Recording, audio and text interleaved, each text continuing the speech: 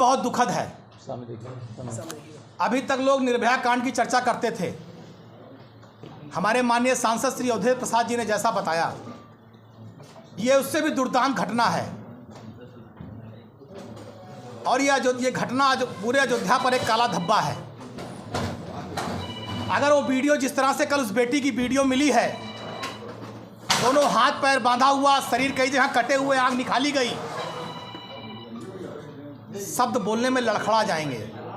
अगर आज भगवान श्री राम धरती पर होते आदमी के रूप में, मनुष्य के रूप में, तो शायद वो शर्मिंदा हो जाते कि हमारे अयोध्या की क्या दुर्दशा है भारतीय जनता पार्टी और योगी आदित्यनाथ की सरकार में। अभी तक कोई अधिकारी उस परिवार से मिलने नहीं गया। बड़ा 3 दिन से बिटिया लापता थी। परिवार के लोग पुलिस के आगे गिड़गिड़ा रहे थे, रो रहे थे, मेरी बेटी गायब है। लेकिन पुलिस प्रशासन के कान पर जूं नहीं रहेगी। क्यों नहीं रहेगी? क्योंकि परिवार के पास घूस देने के लिए पैसा नहीं था। योगी सरकार की पुलिस अब बगैर पैसे के कोई काम नहीं करती, घूस लेती है। इसलिए कोई कार्रवाई नहीं हुई। और जब कार्रवाई नहीं हुई, पुलिस सक्रिय नहीं हुई, तो बिटिया की हाथ पैर बंधी हुई, दुर्दांत अपराध उसके साथ हुआ। कैसे हुआ कि वो बोलने में शर्म आ रही है, शर्मिंदा है, और बिटिया की जान ले ली गई। माननीय सांसद अवधेश प्रसाद जी ने सारी बातें कही। कल परिवार से मिले, उसकी माँ से मिले, माँ को फालिज मारे हैं। माँ चारपाई पे पड़ी है, चल नहीं सकती। छोटी बहन का रो रो के बुरा हाल है, पिता चलने में असमर्थ है। उस परिवार की दीन और दशा अगर आप लोग देख लेंगे तो शायद आपकी आंखों से भी आंसू नहीं रुकेगा। समाजवादी पार्टी इस बात की मांग करती है कि दोषियों पर कड़ी से कड़ी कार्रवाई की जाए, और ऐसी कार्रवाई की जाए कि नजीर बन जाए, दोबारा किसी बेटी के साथ ऐसी घटना न होने पाए। परिवार को 1 करोड़ रुपया मुआवजा दिया जाए। परिवार की सुरक्षा की गारंटी सरकार को लेनी चाहिए। परिवार इस समय पूरी तरह से असुरक्षित है। भारतीय जनता पार्टी की सरकार केवल खोखले नारे देती है, खोखले विज्ञापन देती है बेटियों की सुरक्षा के, लेकिन बहन बेटियां भारतीय जनता पार्टी की सरकार में सुरक्षित नहीं है। और जो दलित परिवार की बेटी के साथ ये अमानवीकृत हुआ है, इसकी जितनी निंदा की जाए कम है।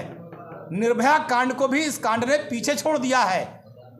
ये केवल एक दलित परिवार की बेटी के साथ घटना नहीं है, ये पूरे हिंदुस्तान के साथ, पूरे उत्तर प्रदेश के साथ, और पूरे अयोध्या वासी जिनके घर में बहन बेटियां हैं, जो अपनी माँ का, बहन बेटी का सम्मान करते हैं, उन सब परिवारों के परिवार इस घटना से बहुत दुखी हैं, आहत हैं। परिवार को न्याय मिलना चाहिए। अगर न्याय नहीं मिलेगा तो माननीय सांसद अवधेश प्रसाद जी के नेतृत्व में पूरी समाजवादी पार्टी इस लड़ाई को लड़ेगी, परिवार को न्याय दिलाएगी। संसद में माननीय अवधेश प्रसाद जी सदन में इस बात को उठाएंगे। उस परिवार को हक और अधिकार दिलाने के लिए जो भी कुछ करना पड़ेगा, समाजवादी पार्टी कर गुजरने को तैयार है। क्या लॉ एंड ऑर्डर? प्रदेश की पुलिस और अयोध्या की पुलिस तो केवल समाजवादी पार्टी के कार्यकर्ताओं पर मुकदमा लिख के परमवीर चक्र लेना चाहती है। मिल्कीपुर का उपचुनाव चल रहा है, केवल प्रशासनिक अधिकारी धांधली करने में व्यस्त हैं। डिंपल जी का रोड शो था, माननीय सांसद डिंपल यादव जी का, मैनपुरी। मिल्कीपुर की लाखों लोग गांव से निकल लिए। कोई गाड़ी से भर के नहीं लाए गए थे, कोई पैसा देकर नहीं बुलाए गए थे। जनता अपने नेता को देखने आई थी स्वेच्छा से।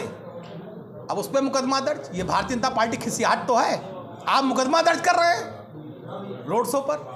रोड शो की हमारी परमिशन थी, हमने आदर्श आचार संहिता का पालन किया, लेकिन अगर गांव गांव जनता निकल पड़े तो उसमें हमारी गलती किया। ये खिसियाहट इस बात की है कि इनके मुख्यमंत्री कई बार आ चुके, आधा दर्जन ज़्यादा बार आ चुके, मंत्री इनके गली गली टहल रहे हैं, लेकिन मिल्कीपुर की जनता ने कुंडी लगा दी है इनके दर्शन पर। जब ये जाते हैं गांव गांव, जनता मिल नहीं रही है। मुख्यमंत्री की मीटिंग में कई जिलों की भीड़ आती है, मिल्कीपुर का जो वोटर है, मतदाता, कोई निकल पाए नहीं करता। ये गाड़ी भेजते हैं तो गांव जनता गायब हो जा रही है।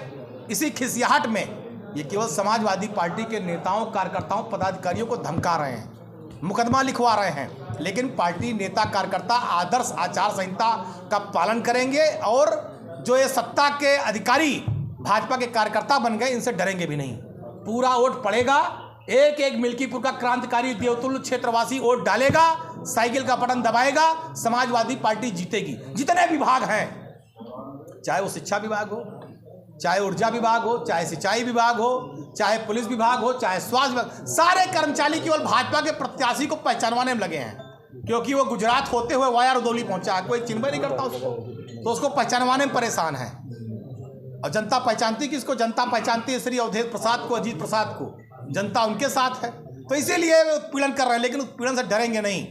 आप बताइए, हमारा पूरी होल्डिंग जितनी, जब जिस दिन डिम्पल जी का रोड शो था, माननीय सांसद जी का, हमारे पूरी होल्डिंग उतारी गई। हमारे झंडे जो प्राइवेट घरों पे लगे थे, आपने सब उतार दिया। मैं मीडिया वालों आपसे हाथ जोड़ कह रहा हूँ, पूरा रायबरेली रोड पे चले जाइए, जितनी सरकारी रेलिंग है, सड़क के किनारे जितनी सरकारी रेलिंग लगी है, सब पे भाजपा का झंडा लगा है। किसी की हैसियत उतार दे? दरोगा, सीओ, एसओ, कप्तान साहब सब झंडे को रखा रहे हैं, डरे हुए हैं। ये आदर्श आचार संहिता है। सरकार ने मिल्कीपुर में सारा भी कुछ छोड़ रखा है, जो किसान को चल रहे हैं, किसान की खेती चल रहे हैं। अब पुलिस के अधिकारी इस परिवार को न्याय दिलाने के लिए अभी तक कप्तान साहब उसके परिवार से नहीं मिले होंगे, आईजी और डीजीपी ने बात नहीं की होगी, लेकिन वहां रेलिंग पे खड़े होकर भाजपा का झंडा रखा रहे हैं कि सत्ता का झंडा कहीं टूटने न पाए, हिलने न पाए। ये आदर्श आचार संहिता है। आप सत्ता के चाटुकार बन गए हैं, आप आदर्श आचार संहिता का पालन नहीं कर रहे हैं। ये आरोप समाजवादी पार्टी लगा रही है।